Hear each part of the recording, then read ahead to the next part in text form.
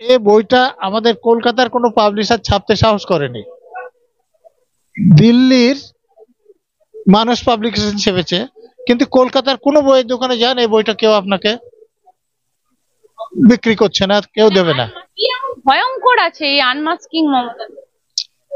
আনমাস্কিং মমতা ব্যানার্জিতে মমতা ব্যানার্জি কতটা সততার নামে অসৎ সেটা প্রমাণ সমেত দেয়া আছে। এখন তো সাজা যাবজ্জীবন কারাদণ্ড হয়ে গেছে, এর পরে যদি উনি কিছু বলে দেন যাতে মমতা ব্যানার্জির অসুবিধা হতে পারে, এই কারণে মমতা ব্যানার্জিও ফাঁসি চাইছেন, সিবিআইও ফাঁসি চাইছেন, যে তাহলে ঝামেলা আর থাকে না, কাউ বলা থাকছে না। যত পুলিশ দেওয়া হয়েছে, যেমন আমার স্টলের সামনে একদম, যে কেউ এসে আমি যে শোকেসটা করেছি সেখানে দাঁড়িয়ে যে দেখবে যে এখানে কি কি বই আছে, সেটার কোনো সুযোগ নাই। আর একসঙ্গে অনেকগুলো পুলিশকে বসে থাকতে দেখলে আমি যেটা দেখছি যে সাধারণ সাধারণ লোকেরা ধারে কাছে ঘেসছে না। এই কুণাল ঘোষ বা ফিরহাদ হাকিম বা কল্যাণ ব্যানার্জি, এরা তো যা খুশি বলে, এদের কথা বেশি গুরুত্ব দেওয়ার কারণ নেই। এবং এদের যে বাবা মা, তার মেয়েকে তারা এমবিবিএস করেছিলেন, তারপর পোস্ট গ্রাজুয়েশন পড়াচ্ছিলেন, সেরকম একজন মেয়েকে যে কর্তব্যরত অবস্থায় কেউ ধর্ষণ এবং খুন করে মেরে মানে শেষ করে দিল, তাদেরকে একদম নিঃস্ব করে দিল, তারা কোথাও কেউ বিচার পাচ্ছে না। তাদের যে মানসিক অবস্থা, তাদের প্রতি সহানুভূতি হওয়ার কথা, উল্টো তাদেরকে যেভাবে আক্রমণ করা হচ্ছে, এটা অত্যন্ত কুরুচির পরিচয়। যদি ফাঁসি চাইছিলেন তো তার পুলিশের লোকেরা প্রমাণ লোপাট করছিল কেন?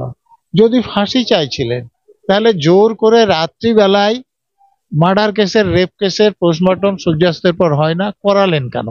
যদি ফাঁসি চাইছিলেন তো দ্বিতীয়বার পোস্টমর্টম যাতে না হয় তার জন্য ডেড বডিটাকে পার্টির লোকদেরকে দিয়ে, পুলিশের লোকদের দিয়ে নিয়ে গিয়ে আগে যে ডেড বডিগুলো ছিল সেগুলোর আগে এটাকে পুড়িয়ে দিলেন কেন? মমতা ব্যানার্জি শুধু পুলিশ মন্ত্রী না, স্বাস্থ্যমন্ত্রী। মমতা ব্যানার্জি যদি ফাঁসি চাইছিলেন তাহলে তার প্রিন্সিপাল এমএসভিবি কে দিয়ে অভয়ার মা বাবার কাছে আত্মহত্যার খবর পাঠিয়েছিলেন কেন? মমতা ব্যানার্জি যদি ফাঁসি চাইছিলেন তাহলে ওই হাসপাতালের আউটপোস্ট থানায় যে প্রথম খবরটা পাঠিয়েছে সেখানেও কেন বলেছেন যে একজন মহিলা ডাক্তার আত্মহত্যা করেছে? আমার মনে হয় যে সঞ্জয় রায়ের একার পক্ষে এই অপরাধটা করা সম্ভব নয়, এই জন্যে যে ভিকটিম ডাক্তার কোথায় ডিউটিতে ছিলেন? আমাদের রাজ্যের রাজধানীর একটা সরকারি হাসপাতাল, সেখানে সেটা মেডিকেল কলেজ হাসপাতাল, সেখানে পুলিশের আউটপোস্ট আছে, সেখানে সিকিউরিটি গার্ড গেটে রাখা আছে। অতএব সেখানে একজন সিভিক ভলেন্টিয়ার ঢুকলো, রেপ করলো, মার্ডার করলো, বেরিয়ে গেল, এটার সম্ভাবনা খুব কম।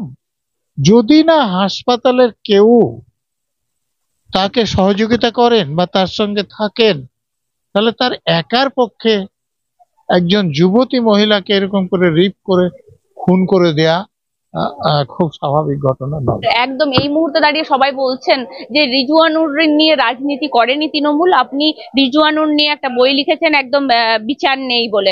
আমি বলছি রিজওয়ানুর নিয়ে, রিজওয়ানুর মাকে নিয়ে বা এই রূপবানুরকে এমএলএ করা কারা? তখনও তো রিজওয়ানুরকে নিয়েও তো রাজনীতি করেছে তৃণমূল। তাহলে সেই তৃণমূল আজকে নির্যাতিতার বাবা মাকে কি করে এইসব বলছে? উনি করেছিলেন, ঠিক ছিল, অন্য লোক করছেন, সেটা অন্যায় কাজ।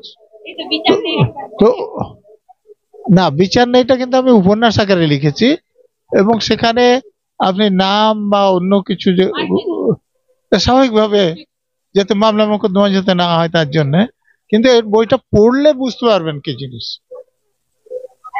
আরেকটা জিনিস বলছি, শেষের শুরু আপনার সব থেকে পপুলার বলছি বই মেলায় একদম 420 নাম্বারের স্টল, ঠিক 8 নাম্বার গেট দিয়ে ঢুকেই স্যারের অসংখ্য বই আছে। স্যার শেষের শুরুতে কি আছে? শেষের শুরুতে বর্তমানে যারা শাসন ক্ষমতায় আছেন, এটাও আমি নাম পাল্টে কাল্পনিক ভাবে আমি দিয়েছি, এবং একটা ডেড বডি নিয়ে আমি শেষ পর্যন্ত মিছিল দেখিয়েছি, যে আমার মনে হচ্ছে যেটা এখন যারা অত্যাচার করছেন তাদের এবার শেষটা শুরু হচ্ছে। হ্যাঁ, বলছি স্যার, আরো একটা বই, সে নিয়োগ দুর্নীতি এর পুরো অপরাধী, যেটা এখন কেস চলছে অলরেডি কোর্টে, আপনি জানেন। যে বলছি, এই যে নিয়োগ দুর্নীতি নিয়েই তো কতজন প্যানেল, পুরো প্যানেলটাই বাতিল হয়ে যাবে কিনা, মানে বিভিন্ন রকম। নিয়োগ দুর্নীতির বইটা কেউ ছাপতে রাজি হয়নি। আমি নিজে খরচ করে চেপেছিলাম এবং বইমেলায় 12 দিনে 1400 কপি বিক্রি হয়ে গেছিল। তারপরে আবার ছাপা হয়েছে। অনেকে হয়তো জানে না যে বইটা এখন পাওয়া যাচ্ছে। এটা যদি জানে লোক যে বইটা পাওয়া যাচ্ছে, তাহলে কিন্তু অনেক কপি খুব তাড়াতাড়ি বিক্রি হয়ে যাবে। মানে মানে এটা প্রথম দিন, এর আগে যখন আমি প্রথম ছাপি তখন একদিনেই 200 কপি শেষ হয়ে গিয়েছিল।